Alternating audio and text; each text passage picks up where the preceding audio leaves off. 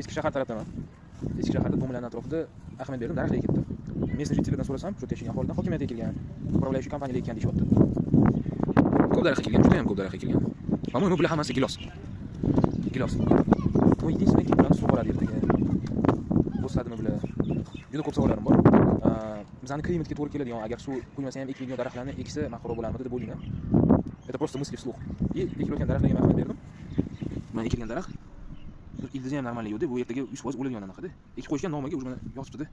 Причем unaqa yotgan ikkita ushdi. Naryoqda mana yotibdi yana. Xullas qiyin. Ozgina yuradigan bo'lsa, yana ko'rsak bo'ladi yotgan daraxtlarni. Mana yo'qda, скорее всего, daraxt bo'lgan. Ildizi yiqilib tushgan mana ham. Daraxt o'zi yiqilib tushgan. Ekilmaganda, chaplab просто ekib tashalgan. Mana yana ildiz degan narsa yo'q-da bu daraxtlar.